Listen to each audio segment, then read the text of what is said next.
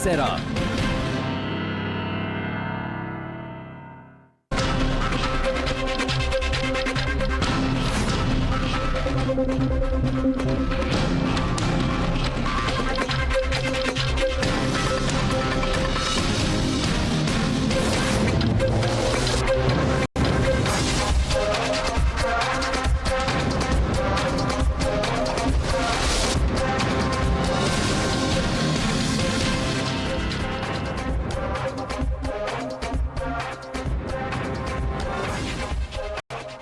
Good evening, ladies and gentlemen. The run-up to the elections of 2024 finals, unfortunately, has been marred with clashes and resulting in the death overs in Madhya Pradesh and Chhattisgarh. The pitch of Vikas seems to be clouded under the shadow of violence as two states in the Hindi heartland, Madhya Pradesh and Chhattisgarh, went in for polls. Their mandate was reduced to a mockery. Here's why. It was a make or break fight for the heart of India, Madhya Pradesh. Over 71% voting took place and people went to cast their votes. 71.14 women went to the booths to mark their mandate. 71.19 men voted for their candidate as well. They voted for their futures and for the progress of Madhya Pradesh. But violence has cast a shadow over democracy. From gunfire to sword fights, from stone pelting to fisticuffs, no stone was left unturned to swing the mandate of people. Since it's largely a two-cornered contest in these two states with some regional players in the mix, most of these clashes were between the Congress and the BJP. In Indore, Chhatarpura and Chhatarpur. In fact, in Chhatarpur, a Congress worker was allegedly killed in clashes with the BJP. Some of the worst violence was reported from the capital city, from the city of Indore and Morena, where pitched battles were fought. Several people, especially from the Congress and the BJP cadres, were reportedly injured in these clashes. Police had to resort to lathi charge in several places. On both sides, there were accusations and threats of going in to the Election Commission to complain. Listen in. थोड़ा बहुत की शिकायत है, लेकिन मुझे उम्मीद है प्रशासन निष्पक्षता से काम करेगा। निर्वाचन आयोग पूरा सख्त कार्रवाई करेगा। शांतिपूर्ण तरीके से चुनाव होना चाहिए। लोकतंत्र हमारे देश में एक पर्व की तरह होता है। सबको अधिकार है वोट डालने का। शांतिप्रिय तरीके से मतदान हो। हार जीत तय करती है। हिंसा की कोई जगह नहीं है और मुझे लगता है हर व्यक्ति को अपने मत का प्रयोग करना चाहिए और मैं उम्मीद करता हूँ राजस्थान में बहुत अच्छे माहौल में चुनाव संपन्न होंगे। The BJP, meanwhile, has hit out at the Congress, saying that it is rattled about losing, which is why it is questioning the state machinery. Listen in. Congress Bhajpa के कार्यों से, भाजपा के प्रचार से और अपनी हार के भय से ये सब बौखला करके कहती है और कह रही है, आरोप लगाते रहते हैं। जहां वो जीत जाते हैं वहां उनके लिए मशीन ठीक रहती है और जहां हारते हैं वहां मशीन पे आरोप लगा देते हैं। गलत है, ये गलत है और कांग्रेस हमेशा ऐसा कहती रहती, क्योंकि कांग्रेस की जो संस्कृति रही है वो हमेशा से इसी प्रकार की रही है कि हमले करवाना, संघर्ष करना। हमारी एक महिला कार्यकर्ता ने एक कारणी विदित राह से हमको फोन किया कि पुलिस बदतमीजी कर रही है, तो हम गए उधर, बात की हमने, भैया क्या बात है? तो एडिशनल एसपी कमल मौर्य साहब थे, कहले तू कौन है? मैंने कहा भाई मैं भाजपा के इधर पे काम देख रहा हूँ। बस उसने धक्का दे दिया, कहते मारो इसको। सब शुरू हो गया यार, कम से कम 50 लट्ठ मारे भाई मेरे को। हमारा हाथ फ्रैक्चर हो गया, अभी हम मुआवजा कराएंगे इसका। While violence had marred peace, there is not just this. There is a Pakistan spin added to the narrative by none other than the state's Home Minister himself, Narottam Mishra. While campaigning for votes and going for voting, he said that if any other party other than the BJP wins, then there will be celebrations in Pakistan. Listen in.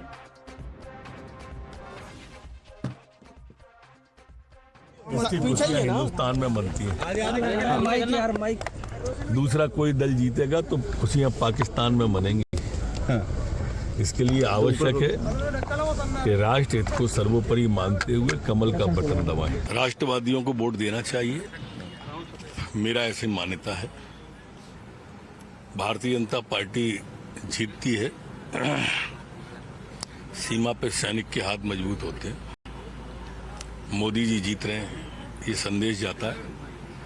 आतंकवादियों के हौसले पस्त होते हैं, ये संदेश जाता है। जब आतंकवादी का हौसला पस्त होगा तो स्वाभाविक रूप से आतंकवादी कहां से आता है सब जानते हैं।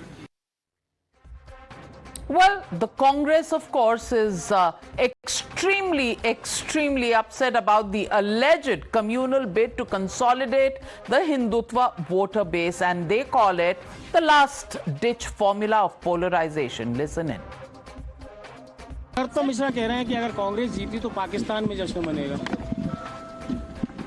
नरोत्तम मिश्रा के खिलाफ इलेक्शन कमीशन ऑफ इंडिया को तत्काल सख्ती से कार्रवाई की जाना चाहिए। आप कितने कॉन्फिडेंट हैं एमपी में कांग्रेस के कमबैक करने को लेकर? Super confident, super. पूरे चुनाव में बीजेपी ने हिंदुत्व का मुद्दा बनाया। ये तो इनको कुछ बोलने लायक नहीं है, इसलिए तो ये बनाते हैं हिंदुत्व का मुद्दा। आपको चुनावी हिंदू कहा? मुझे कुछ भी कहें, आम जनता गवाह है, मैं क्या हूँ। Well, that brings me to the legitimate question on the news hour tonight. Polarization, the last resort? That's the question and that's the debate on the other side. You're watching the News Hour at 9. Debate number 1 on Times Now. Super Prime Time.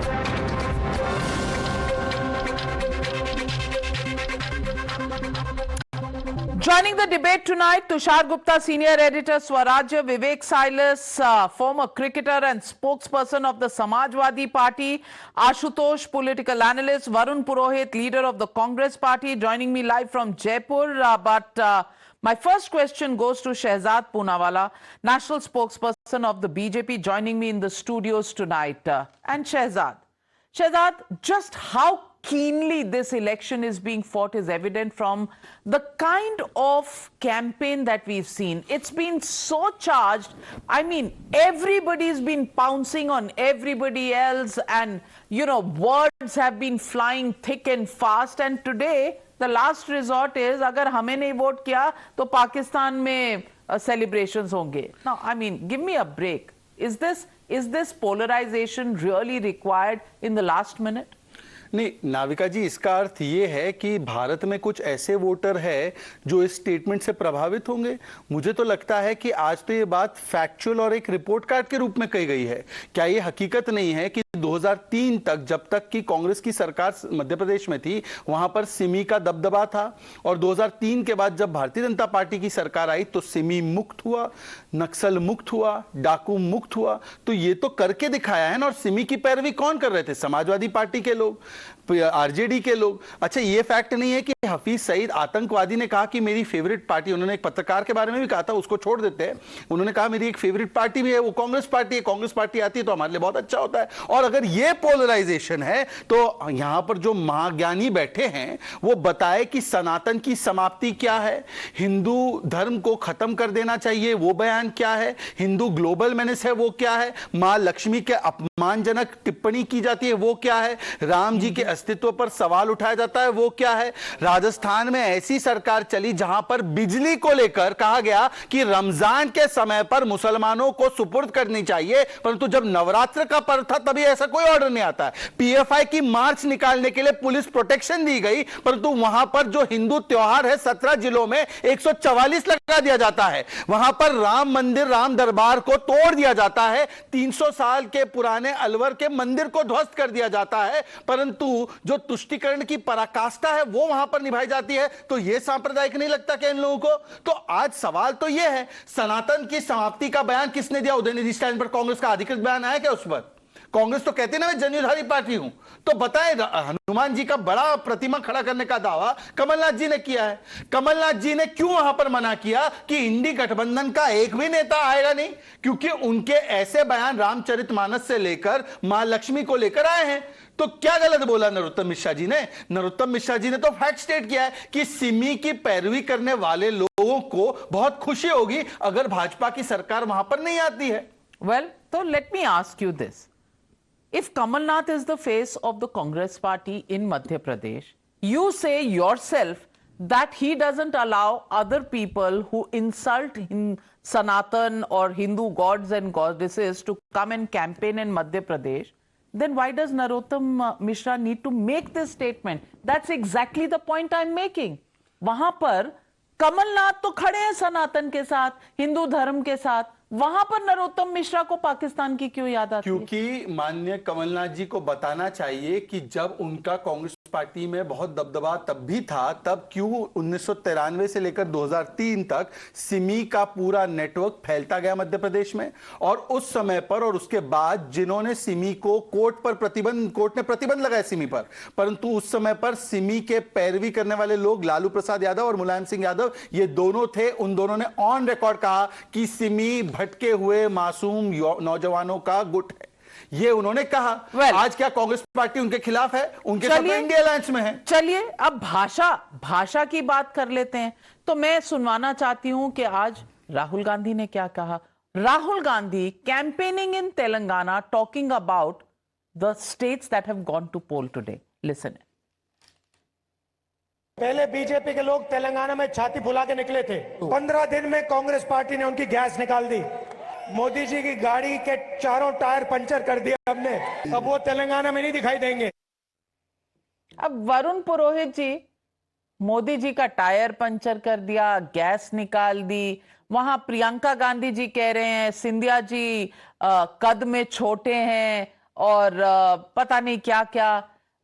और सिंधिया जी ने तो जवाब दे दिया कि जिनका कद बड़ा है वो एक सीट जीते थे उत्तर प्रदेश में। सो वरुण पुरोहित, इतना ज्यादा कंपटीशन है कि ना भाषा पे नियंत्रण, ना किसी स्ट्रैटेजी पे, बस किसी तरीके से जीतना है। तलवारें भी निकल गई हैं, पथराव भी हो रहे हैं। क्या ये 2023 2024 पर भारी पड़ने वाला है? नाविका जी, एक तो 9.5 साल से ऐसी सरकार है जो मैं कर रही है और सत्ता छोड़ना नहीं चाहती। एक और विपक्ष है जो देश की संवैधानिक व्यवस्था को बचाना चाहता है। तो उस जद्दोजहद में ये शब्दों का जो उच्चारण हो रहा है उसकी गिरावट आ रही है। और क्योंकि हेड ऑफ द फैमिली की ड्यूटी होती है कि वो लोगों को अपना एक प्रेजेंटेशन करे, अपने को एक रोल मॉडल करे, तो वो नहीं कर पा रहे हैं। माता को किसी को जर्सी गाय बोलना, कभी किसी को मूर्ख बोलना, ये प्रधानमंत्री को शोभा नहीं देता। दूसरे अगर करते हैं तो आप उनको क्रिटिसिज्म जब करोगे जब प्रधानमंत्री जी शाब्दिक अपना जो आचरण है उसको प्रधानमंत्री के अनुरूप रखेंगे। 9.5 साल भी, इतनी एज होने के बाद भी अगर उनमें एक पॉलिटिकल मैच्योरिटी या सोशल मैच्योरिटी नहीं है तो इसका दोष विपक्ष का नहीं है। दूसरी बात, अभी ये बात कर आप बहुत बढ़िया टॉपिक है, लास्ट रिजॉर्ट। ये जस्टिफाइड हो रहा है कि भारतीय जनता पार्टी, जो मोदी सेंट्रिक भारतीय जनता पार्टी आज की, वो जाने वाली है, इसलिए बहुत ज्यादा ये परेशान है। कोई ना कोई अनर्गल आरोप आ गए, आपने कहा उसी अम्ब्रेला के नीचे आ गए पोलराइजेशन के। हिंदुत्व की तो ये डेफिनेशन क्या है इनकी, किसी को एक्सप्लेन नहीं कर पाए। रोटी रोजगार नहीं देना, लोगों के रोजगार छीन लेना, आरक्षण व्यवस्था समाप्त करना निजीकरण करके, SC ST की रोटी रोजगार छीनना, उनका जॉबलेस कर देना उनको, और उनको कहना स्टार्टअप्स कर लो, स्टार्टअप्स। अरे भाई 140 करोड़ का आदमी एकदम से स्टार्टअप्स करेगा क्या? तो लोन ले लेकर के करेगा, चुकाएगा कहां से? बिजनेस नहीं होगा तो इकोनॉमी खराब हो गई। तो ये चीजें हैं, ये सनातन नहीं सिखाता है। तो ये सनातन सबकी इज्जत करना सिखाता है, सबकी रेस्पेक्ट करना सिखाता है। और हमारे यहाँ नाविका जी, हिंदू एक धर्म नहीं है, एक ड्यूटी, कर्तव्य को बोलते हैं। ये उसको रिलीजन, जो ब्रिटिशर्स ने रिलीजन का शेप दिया, उसको इस्लाम के कंपैरिजन में लाने को खड़ा करना है। हमारी एक फिलॉसफी है, वो कभी भी एक बॉक्स के अंदर नहीं आ सकती है। और फिलॉसफी, सोच, लाइफ की एक वे ऑफ लाइफ है। हर आदमी अलग अलग पंथ है, रामकृष्ण मिशन अलग करता है, दयानंद सरस्वती का अपने आर्य समाज अलग चलता है। विभिन्न पंथ है, अपनी अपनी सोच के अनुसार उन्होंने बनाए, लेकिन उनका सबका टू अटेन द ब्लिस। एक पाथ है, आप ब्लिस कैसे, सत्यचित आनंद को कैसे अटेन करोगे, उसका फॉर्मूला है, उसका पाथ है, आप कैसे लाइफ लीड करोगे उसको। लेकिन अगर उसका वो पाथ है, कैटेगरी में लाना चाहते हैं, if that is the path, तो टायर पंक्चर करने से क्या पाथ नजर आएगा शहजाद पूनावाला? नहीं, ये बहुत अच्छी बात आज कह रहे हैं वरुण पुरोहित जी। तो जरा राहुल गांधी को बताते कि हिंदुत्व आईसिस और बोको हराम नहीं होता, जरा राहुल गांधी को बताते कि हिंदू टेरर नहीं होता, जरा राहुल गांधी को बताते कि उनके नेता, कांग्रेस के नेता ने कहा कि हिंदू गंदा शब्द है, सतीश जारकिहोली ने कहा। जरा राहुल गांधी के चहीते नेता आपके शिवराज पाटिल को बताते कि कृष्ण जी ने अर्जुन को जिहाद का संदेश नहीं दिया था। जरा बताते चिदम्बरम को और शिवराज पाटिल को, जिन्होंने हिंदू टेरर और सैफरन टेरर गढ़ा था, ये जाकर उनको ज्ञान देते ना वरुण जी, आप मुझे क्यों ज्ञान दे रहे हैं? और ये तो कितनी अच्छी बात है कि कल तक जो रोम रोम करने लगे, आज उनको हिंदू में जीवन शैली भी नजर आ रही है और राम राम करने पर ये मजबूर भी हो रहे हैं। परंतु आपका असली चरित्र यही है। आज मुझे बताइए, मां लक्ष्मी पर जो बयान समाजवादी पार्टी के नेता ने दिया, रामचरितमानस पर दिया, तिलक पर दिया, उदयनिधि स्टालिन ने दिया, परमेश्वर ने दिया, खड़गे जी के पुत्र ने दिया, उस पर एक तो वाक्य बता दीजिए। उस पर यह पोलराइजेशन नहीं है, हिंदू को गाली दो ताकि वोट बैंक की ताली लो, ये कौन सा मॉडल है आपका? काम गिनवाते ना आप अपने अपने काम गिनवाने के लिए इसलिए नहीं है क्योंकि आपने राजस्थान में धोखा दिया किसानों को कर्ज माफी के नाम पर, महिलाओं को धोखा दिया, उत्पीड़न करवा दिया, युवाओं को धोखा दिया, पेपर लीक करवा दिया। मध्य प्रदेश में आप 15 महीने की सरकार के काम नहीं गिनवा पा रहे, तो हिंदू को दो गाली ताकि मिले वोट बैंक की ताली। और इसीलिए आप लोग इस नुस्खे पर आ चुके हैं। बोले वरना मां लक्ष्मी के विषय पर जो बोला है समाजवादी पार्टी ने, बोले कि इंडिया अलायंस से बाहर कर देंगे उनको। वरुण पुरोहित जी, आप तो इतने पुरोहित है नाम में आपके, जवाब दीजिए। अरे भाई, डुप्लीकेट चैंपियन हिंदू कर रहे हो, डुप्लीकेट चैंपियन बनना चाह रहे हो धर्म के, आपको कुछ ज्ञान नहीं, आप उम्र में छोटे हो, आपने तो इतने। अरे भाई, आप मेरे पे तो मेरे से सुनने का माध्यम नहीं है ना, ये सनातन धर्म नहीं सिखाता आपको। डुप्लीकेट होते हुए मां लक्ष्मी का कितनी बार राहुल गांधी का नाम जब तो भगवान का करता हूं, आप तो ओरिजिनल है फिर भी नहीं कर पा रहे हो। अरे भैया, आपको क्या पता मैं करता हूँ नहीं कर, जानते हो क्या राम जी के अस्तित्व पर किसने हलफनामा दिया था? शास्त्र होते हैं। That's not the real issue. The real issue here is how much nervousness is there in the camps of political parties, because this is the semi-final and the final in 2024 is what everybody is preparing for. And semi-final mein, Vivek Silas, I want to ask you as the Samajwadi Party, what was your experience? Because this was the first time the India Alliance was coming out. And what happened in Madhya Pradesh, we've all seen. Akhilesh ji was forced to fight on 72 seats on his own because the Congress ditched him, and since then, Chalu versus Chirkut is the kind of language that is happening. And the question here is this showing you the way forward to an alliance versus the BJP in 2024?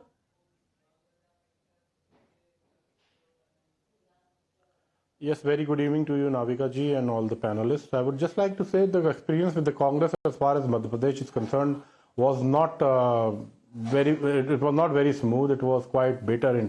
In fact, it was quite bitter for us, because we were promised certain seats and we were told to wait in Madhya Pradesh. But at the end, eventually it was said that there is no alliance in the state elections. So we had to fight because we have our people there, we have our workers there, we have our political leaders in Madhya Pradesh. We have been fighting elections for the last many years, in Madhya Pradesh, and we have won seats also in Madhya Pradesh. So we cannot, just go ahead and deny them everything just because of Congress. That's not at all. And we have our rights to fight election. As far as the experience was Congress in Madhya Pradesh was concerned, was absolutely absurd. It was not good. Let's see what happens in 2024. We hope for the best and just keep our fingers crossed for 2024 that we might have the alliance in Uttar Pradesh if Congress comes to our terms, because in Uttar Pradesh, Congress doesn't have any relevance at all. Samajwadi Party is the biggest party in opposition in Uttar Pradesh as of now. So we would like Congress to bend a little bit in Uttar Pradesh. Then only things can go smoothly in Uttar Pradesh. Otherwise, let's see. And as I said, let's hope for the best. Well, already there are threats that are going on. So, Ashutosh, where does that leave the alliance? And how do you see the results of these state polls impacting the elections of 2024? Please switch on your audio. Navika, I think these two elections cannot be compared. First of all, even if the Congress wins all 5 states, I will not put my neck out and say that Congress is going to win 2024. Because these are two elections and the two different dynamics and two different chemistries and two different arithmetics. These are entirely two different elections. So no inference could be drawn. Even if Congress gets a major success in these elections. The point number 2, about SP and the Congress relationship. On 3rd of December, the post 3rd December, you will get to know that both the political parties will be singing the same tune. This elections, obviously, the SP seems to be little hurt for the simple reason because the Congress did not concede any seat to them. So, and since they were contesting election and they had to attack Congress and they had to attack BJP, so it was quite understandable. But the fact of the matter is that today, not only Samajwadi Party, but the Congress and entire opposition, they need each other. They have to come together. If they ever think that they can give a tough fight to the BJP in 2024, and they ever dream to replace Narendra Modi with some other political leader as a prime minister, because they all know that if Mr. Narendra Modi comes back in 2024, then every political party in opposition has to face will have serious problems. And Samajwadi Party knows it very well. And Congress also knows it very well. That's what I'm saying. For 2024... No, so are you hoping they come together, or do you see that chemistry fitting in? Because the chemistry is completely haywire in the state elections, and we saw that in Madhya Pradesh. Arvind Kejriwal talks about Aam Aadmi Party staying in power forever and ever and ever. He doesn't talk about the India Alliance. He only talks about the Aam Aadmi Party. Samajwadi Party cannot tolerate the Congress Party. We've seen the demo in Madhya Pradesh. The Congress Party is on a high horse of its own. So do you hope that they come together, or do you see any signs of it happening? No, it's happening. It's happening. It will happen. If you want to believe that Arvind Kejriwal alone can defeat BJP in parliamentary elections, they contested election 2004, including me, and in 2019. How many seats they won? None. Even in your own pitch, you failed to open your account in parliamentary elections. And in 2019, the Aam Aadmi Party was number 3 with 18% vote share. Congress is the better vote percentage, 22%. And the BJP had 54%. So there was no comparison at all. So Aam Aadmi Party is a strong force in assembly election, but in parliamentary election, it's a big zero. That's all. That's all I can say. So they have, if they at all dream to defeat BJP or win 2-3 seats in Delhi, that the only possibility is if the Congress and the Aam Aadmi Party come together. Similarly, in Uttar Pradesh, Samajwadi Party alone cannot defeat BJP. Forget about defeating. They can't even get more than 10 seats. Forget about even 10 Shehzad Poonawalla is countering you. Shehzad. No, I actually want to appreciate the candidness of Ashutosh tonight. Look, what has he said? He has said कि इनका कोई mission vision नहीं है, इनका commission और corruption है, और commission और करप्शन पर कार्रवाई मोदी ना करे तो मोदी विरोध में एक हो जाओ. He has not said कि एक इसलिए हो जाओ क्योंकि मोदी ने 10वें से 5वें स्थान पर अर्थव्यवस्था को ले जाने का काम किया. उनके पास बेटर प्लान इकोनॉमिक है. इन्होंने ये नहीं कहा कि मोदी ने 13 करोड़ लोगों को गरीबी से निकाला. I have a better social welfare plan. इन्होंने ये नहीं कहा कि मोदी ने 12 करोड़ नल से जल दे दिए, 12 करोड़ टॉयलेट बना दिए, मोदी ने पर कैपिटा इनकम डबल कर दी, मोदी ने मिडिल क्लास की इनकम 4 गुना कर दी. इससे बेहतर हमारे पास प्लान है. इन्होंने क्या कहा कि मोदी अगर आ जाएगा तो आप लोगों की फैमिली प्रोफेशन, करप्शन, कमीशन की दुकानें बंद हो जाएंगी. और ये आशुतोष वही है. देखिए, मैं कभी व्यक्तिगत टिप्पणी नहीं कर रहा हूं, परंतु आशुतोष जी ने एक समय पर पॉलिटिकल किरदार भी निभाया है. ये वही व्यक्ति है जो प्रेस कॉन्फ्रेंस करके लालू, मुलायम, समाजवादी पार्टी, कांग्रेस के भ्रष्टाचार गिनाते थे. आज मोदी उस पर कार्रवाई कर रहा है तो ये लोग कह रहे हैं कि मोदी को रोकने के लिए एक हो जाओ. मतलब आशुतोष जी, आपकी मैं व्यक्तिगत रूप से बहुत इज्जत करता हूं, परंतु आप ही ने वो प्रेस कॉन्फ्रेंसेस की थी. मुझे याद है, आप, आशीष खैतान और कौन कौन थे, अभी तो नए नए सारे आ चुके हैं. आप तो करते थे ना, ये है सोनिया गांधी के खिलाफ प्रूफ, अरे ये है रॉबर्ट के खिलाफ प्रूफ, अरे ये है राहुल, अरे ये अखिलेश के खिलाफ प्रूफ. ये आप करते थे ना सर, जब चंद दिनों तक आप हमारी बिरादरी में थे, पॉलिटिकल वाली. आशुतोष, मैं जवाब दे देता हूं. शाहजाद पूनावाला बड़े अच्छे वक्ता हैं, अच्छी तरीके से भाषा करते हैं और पोएट्री भी कर लेते हैं अच्छी खासी। महत्वपूर्ण सवाल क्या है, अगर आज आप 2024 का आकलन अगर आप मुझसे बोले कि नहीं जी भारतीय जनता पार्टी तो विधानसभा का चुनाव हार गई इसलिए भारतीय जनता पार्टी 2024 में साफ हो जाएगी, तो मैं I will be dishonest to myself. आज की तारीख में रिकॉर्ड यह है कि नरेंद्र मोदी देश के एक बेहद लोकप्रिय नेता है, इसमें कोई दो राय नहीं। जहां तक लोकप्रियता का प्रश्न, कोई मुकाबला नहीं उसमें। लेकिन अगर आप ये कहेंगे कि पिछले 10 सालों में नरेंद्र मोदी ने देश की किस्मत बदल दी, तो अभी मैं डेटा आपको दे सकता हूं।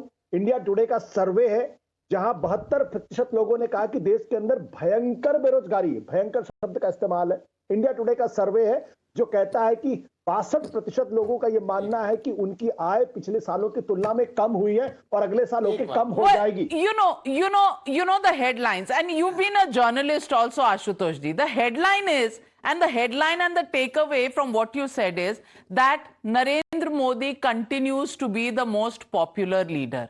अब उसके no doubt about it. So if no doubt about it, then but if footnote here, point there, doesn't matter. He continues to be the most popular leader. And Tushar, that is what is the problem for the opposition.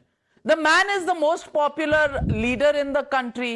There are so many parties on the one side and there is one Narendra Modi on the other.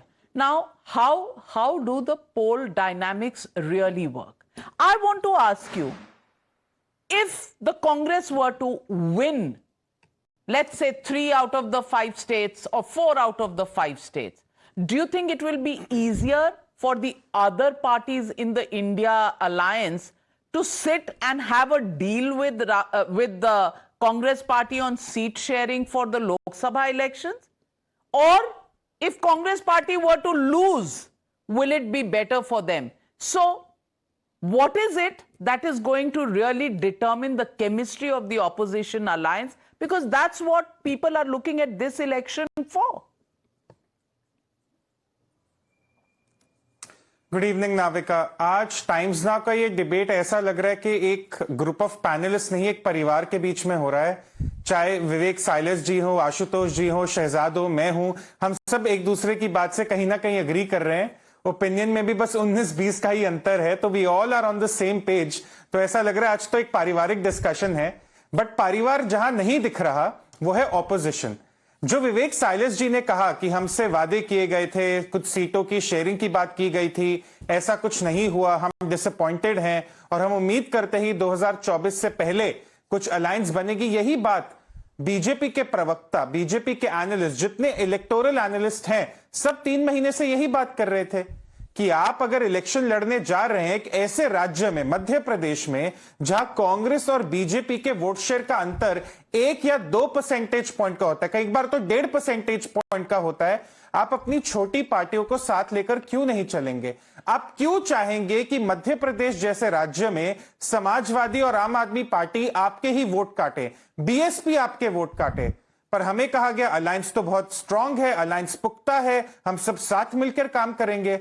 आज अगर Congress 2 percentage point से election हार जाती है मध्य प्रदेश में, इसकी वजह क्या होगी? क्योंकि अलायंस साथ काम नहीं कर पाई, कमलनाथ वजह होगी या राहुल गांधी, ये तो हम 3 दिसंबर को देखेंगे।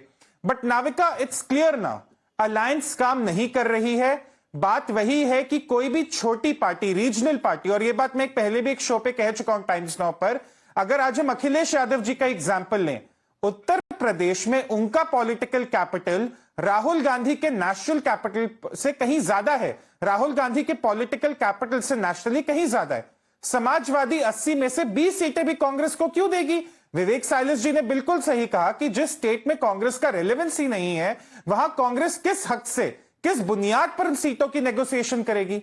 और रही बात स्टेट असेंबली इलेक्शन की, चलिए मान लेते हैं कांग्रेस एमपी जीत जाती है, कांग्रेस छत्तीसगढ़ का इलेक्शन भी जीत जाती है, तेलंगाना भी जीत जाती है, 3 में से 5 स्टेट जीत जाती है। कांग्रेस डंके की चोट पर सारी सीटों पर खुद लड़ना चाहेगी, रीजनल पार्टीज का फिर नुकसान। और अगर कांग्रेस 5 में से 3 स्टेट हार जाती है, फिर वो ऑपोजिशन की पार्टीज के साथ नेगोशिएट कैसे करेगी? क्या ममता बनर्जी बंगाल में कांग्रेस को 10 सीटें भी देना चाहेंगी? लालू प्रसाद यादव बिहार में, जहां कांग्रेस की कोई अस्तित्व नहीं है, वहां उनको 10 या 15 सीटें देंगे। उत्तर प्रदेश में आप देख लीजिए। पंजाब और दिल्ली की बात करें, मैं आशुतोष जी की बात से सहमत हूं कि पार्लियामेंट्री इलेक्शन एक अलग बॉल गेम है, पर क्या अरविंद केजरीवाल की पार्टी नहीं चाहेगी कि नेशनल लेवल पे कम से कम वो 20 सीटों पर तो स्ट्रांगली फाइट करे, जहां कांग्रेस का स्टेट लेवल पे कोई रेलेवेंस नहीं है? तो बात घूम फिर के वही आ जाती है। अगर ऑपोजिशन पार्टीज को राहुल गांधी के साथ काम भी करना है, उनके लिए इंसेंटिव क्या है? अगर कांग्रेस जीत रही है तो छोटी पार्टी को दबाएगी, और अगर कांग्रेस हार रही है तो फिर कोई छोटी पार्टी उनके साथ क्यों जाना चाहेगी? अपने गढ़ में, अपने स्ट्रॉन्ग होल्ड में बीजेपी को सीधा चैलेंज क्यों नहीं करेगी? Varun Purohit ji, that is the catch 22 for this alliance now, because the Congress is in a do or die situation, and for the BJP, even in 2018 the BJP lost the states of Rajasthan, Chhattisgarh, Madhya Pradesh, yet it had no impact on the national elections. So at this point, if there is anything anybody has to worry about, it is actually the Congress party, is it not? मैं इसी point पे आने वाला था। आपने बोला नाविका जी कि तीनों राज्यों में कांग्रेस जीती, फिर राष्ट्रीय चुनाव में कांग्रेस हारी। आपको पता है, आप तो सीनियर जर्नलिस्ट आशुतोष जी बैठे होंगे, उनको याद होगा चुनाव से पहले जनवरी फरवरी में हो गया था कि बीजेपी 150 सीट भी नहीं जीत रही है, फिर इन्होंने सर्जिकल स्ट्राइक और जो भी XYZ किया उसके बाद जीती। तो इमोशनल कार्ड पे जीती बीजेपी, अपनी परफॉर्मेंस में या मोदी जी की पॉपुलैरिटी जो प्रोपोगेंडा से बलून क्रिएट किया उससे नहीं जीती। आज की वही सेम सिचुएशन है, सारे राज्यों में कांग्रेस जीतेगी, Congress will win all the 5 states. उसके बाद सिनेरियो चेंज हो जाएगा, और भारत जोड़ो यात्रा से पॉलिटिकल सिनेरियो ऑलरेडी चेंज हो चुका है हिंदुस्तान का। तो आप देश की जनता, आप समझते हैं देश की जनता प्रोपेगेंडे के झांसे में आ गई? Shehzad, what does that say about the voter? देखिए, मैं अपने पुराने अवतार अर्थात पॉलिटिकल एनालिस्ट के अवतार में 10 सेकंड बोलना चाहता हूं। यदि व्हाट पुरोहित जी कहते हो सच होता है, इफ इट बिकम्स ट्रू, आपको पता है मान्यवर ये अलायंस किस बेसिस पर बना है? ये कोई मोदी हटाओ अलायंस नहीं, ये कांग्रेस घटाओ अलायंस है। बताइए एक बात, आम आदमी पार्टी जब पंजाब में आई तो किसके बलबूते पर आई? कांग्रेस को साफ किया, पंजाब में आई। कांग्रेस को दिल्ली में साफ किया, दिल्ली में आई। बंगाल में तृणमूल ने कांग्रेस को साफ किया, लेफ्ट को साफ किया, तृणमूल बंगाल में आई। लेफ्ट ने कांग्रेस को केरल में साफ किया, केरल में आई। अब आप ये चाह रहे हैं कि जहां पर कांग्रेस को साफ किया है वहां पर कांग्रेस को स्थापित करेंगे, तो आप किस जगह पर रह रहे हैं, जी रहे हैं? कम से कम थोड़ा प्रैक्टिकल होकर बोलिए। इसीलिए अब देखिए, आपने टर्मिनोलॉजी सुनी विवेक साइलस की, उन्होंने कहा कांग्रेस को बेंड करना पड़ेगा। मुझे तो लगा गिव एंड टेक अलायंस तो था ही, अब ये ब्रेक एंड बेंड भी है कि मैं तुम्हें ब्रेक करूं, तुम मेरे सामने बेंड हो जाओ। यही इनका अलायंस है, और ये कांग्रेस घटाओ अलायंस है। क्योंकि अंततः क्या है, एक वोट बैंक की लड़ाई है, जिसको मैं कहता हूं cap politics, competitive appeasement politics में कहीं कांग्रेस हमारे वोट बैंक को ना ले जाए। इसीलिए कांग्रेस के साथ दिखते रहो, दिखते रहो, दिखते रहो, और जब काम हो जाए तो कांग्रेस को कर दो बाय बाय। रिस्पॉन्ड। बस मैं बोलूं अब? जी रिस्पॉन्ड करिए। नाविका जी देखिए, कितनी जल्दी जल्दी बीजेपी में जाके जल्दी जल्दी बदलने लग गए, फट से पॉलिटिकल एनालिस्ट हो गए। भाई आप बीजेपी के राष्ट्रीय प्रवक्ता हो, आप कैसे कर सकते हो अधिकृत प्रवक्ता हो? लेकिन फट रंग बदलने की जो नीति हो जाती है ना बीजेपी में जाके, वो कलर सीख जाते हैं लोग। अब देखिए, मैं आपको फिर कह रहा हूं, 3 तारीख को परिणाम आएंगे, आप देखिएगा। मैंने पूरे देश में आपको कहा, हिंदुस्तान के अंदर मानसिक रूप से प्रताड़ित, आर्थिक रूप से प्रताड़ित है पूरी जनता, और ये खाली एक प्रोपोगंडा का बलून क्रिएट कर करके भाई मोदी चैंपियन, मोदी जी के अगेंस्ट को है नहीं, बहुत सबसे पॉपुलर है। अरे भाई आज बंद कर दो ना, सारा टेक्नोलॉजी बंद कर दो, जिसका विरोध करते थे राजीव गांधी के टाइम। तो मोदी जी के 5 आदमी नहीं आए, सत्ता से हटा के देख लो आप। हम तो सत्ता में नहीं है, तो भी राहुल गांधी, प्रियंका गांधी की रैली पूरे देश में होती है। आप अगर सत्ता से हटा दो आज मोदी जी को, तो 5 आदमी नहीं आएंगे। क्या बोल रहे हो? मैं आपके Varun ji, the issue here is not how you are keeping the Congress together. The issue here is how keenly contested are these state elections and how they are going to impact the national elections. And I want to bring in Vivek Silas, because Vivek Silas, the question here is, if the Congress wins this, it's going to be less arrogant or more arrogant than it was when you were dealing with them in Madhya Pradesh. And if they lose, do you think you would want to go with a losing partner in Uttar Pradesh? Respond to these 2 specific scenarios. I don't think, Navika ji, it's going to make any difference as far as Uttar Pradesh is concerned, because as far as Congress is concerned in Uttar Pradesh, they are very, very feeble, as I told you earlier. But I want to tell Shehzad, he was saying that Modi ji is the most popular face in the country, in the entire country. It's okay. On 3rd of December, I think Shehzad Bhai and I will sit and we'll see who is the most popular face. Because the Prime Minister has definitely worked very hard in all the in all the 4 states, leaving Mizoram. And even the organizer has written that the lone face of Prime Minister Modi is not going to work. And there was no need. No, it's not just Shehzad. Even Ashutosh. Even Ashutosh says that the Prime Minister is the most popular leader in the country. There was no need to bring 38 क्योंकि विवेक जी ने मुझे address किया एक वाक्य. विवेक जी आपके response में एक वाक्य. देखिए आपका ये कहना, विवेक जी आपका ये कहना स्वाभाविक है. मैं आपको कमलनाथ जी क्या कहते हैं बताता हूँ. बीजेपी और कांग्रेस का है, कोई अपना वोट. यार कमलनाथ जी की बात यहाँ लेकर ना आओ शहजाद ना. सुनिए कोई अपना वोट कोई अपना वोट समाजवादी पार्टी को देकर बर्बाद नहीं करेगी, ये आपके कमलनाथ जी कह रहे हैं. अब आप हमारी लोकप्रियता को छोड़ दीजिए, वो तो देश और दुनिया में स्थापित है. आपकी लोकप्रियता आपके सहयोगियों के साथ नहीं है. वो कहते हैं आपको वोट देना मतलब वोट को बर्बाद करना. बताइए, ये तो कमलनाथ जी ने कहा, वैसे वो अखिलेश कहते हैं. आप अपनी लोकप्रियता संभालिए, बस इतना कीजिए. देखिए, अरे कमलनाथ जी ना ही इंडिया अलायंस की किसी भी मीटिंग में थे, ना उनका कोई मतलब था. हाँ, वो मध्य प्रदेश के बड़े लीडर हैं. We are concern about the the national क्या नहीं चिरकुट छोड़ भैया क्या है. कमलनाथ जी मध्य प्रदेश के पूर्व मुख्यमंत्री हैं, लेकिन इंडिया अलायंस में वो कहीं भी नहीं थे. तीनों मीटिंग में इंडिया अलायंस में कमलनाथ जी आपको वोट देना बर्बाद करना है. जो बात हुई थी तो इंडिया अलायंस का विषय If it comes to the popularity question, no, I'm going back to the popularity debate. You have a problem with Shehzad calling Modi the most popular leader. Ashutosh ji said it. Ashutosh, Vivek Silas is contesting the popularity of Narendra Modi. Now, is that even a premise that is contestable? I don't think that premise is contestable. Vivek Silas has his own right to assess the popularity of the Prime Minister. And even the parties who have no relevance, even the people and the parties who have abused him in 2022 election, there was no need. It is just the fear of the Bharatiya Janata Party to lose the upcoming 2024 election. It was just due to that. Because our Prime Minister, our Honorable Prime Minister, Narendra Modi ji is losing its property, popularity, not by day, but by hour and hour, he's losing his popularity. That is for sure, and we can see it. So Rahul Gandhi ho nahi rahe, Modi ji kam ho rahe hain. So what is, how is the equation getting balanced? Suddenly, what's happening, Tushar? देखिए, विवेक साइलिस जी ने अभी कहा कि जहां तक उत्तर प्रदेश की बात आती है, कांग्रेस के साथ तो सीट शेयरिंग नहीं होगी. साफ नेशनल टेलीविजन पर उन्होंने एक बहुत सरल और स्पष्ट बात कह दी. अब ऐसे अगर बाकी अलायंस पार्टनर्स को देखा जाए तो 200-250 ऐसी सीटें हैं लोकसभा की जहां कांग्रेस का कोई रेलेवेंस नहीं, और बाकी ऑपोजिशन पार्टीज रीजनल लेवल पर भी वैसे ही सोचेंगी. तो नाविका जी, बात घूम फिर के वही आ जाती है कि वो 250 सीटें जहां कांग्रेस और बीजेपी, राहुल गांधी और नरेंद्र मोदी की आपस में सीधा टक्कर होगी, राजनीतिक टक्कर होगी, वहां तो नरेंद्र मोदी ही जीतेंगे. ये तो कांग्रेस के जो सबसे प्रो कांग्रेस एनालिस्ट है वो भी बात समझते हैं कि पॉपुलैरिटी की जहां बात आती है, नरेंद्र मोदी की popularity. All right. At the end of the day, viewers only want to know who's winning how many of these 5 states. What's your bet on, Tushar?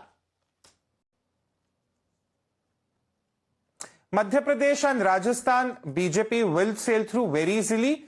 Mizoram, I haven't studied the numbers yet, but it would be a BJP alliance government. Chhattisgarh, BJP clearly has the edge. In Telangana, I wouldn't be so sure about the Congress. Ashutosh.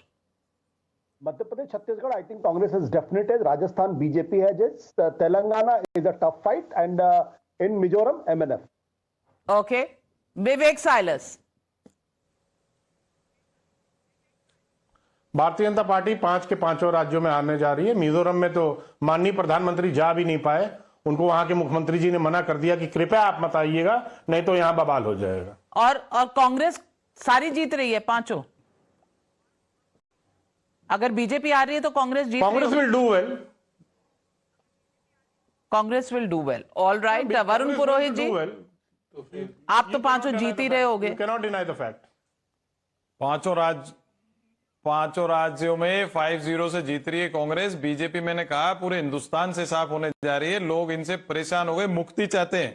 Well, Shahzad Poonawalla, देखिए ऐसा है कि अशोक गहलोत जी की तो guarantee Congress party लेने को तैयार नहीं, गारंटी की बस को धक्का लगा रहे हैं। तो वहां की सरकार डिलीट, मध्य प्रदेश की सरकार रिपीट, जहां पर भी कांग्रेस की सरकार है वो सारी डिलीट होने वाली है और वहां पर कमल की जीत होने वाली है। Well, let's wait for the results on the 3rd of December. But the fact of the matter is, it is many people are saying a very, very close call in both Madhya Pradesh and Chhattisgarh.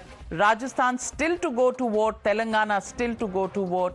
Let's wait and watch what happens. But precursor to 2024 already in, the calculators are out, seat sharing formulas in everybody's mind. Which way is this election going to impact the 2024 elections? Keep watching this space. We'll get you all the analysis and all the results on 3rd of December.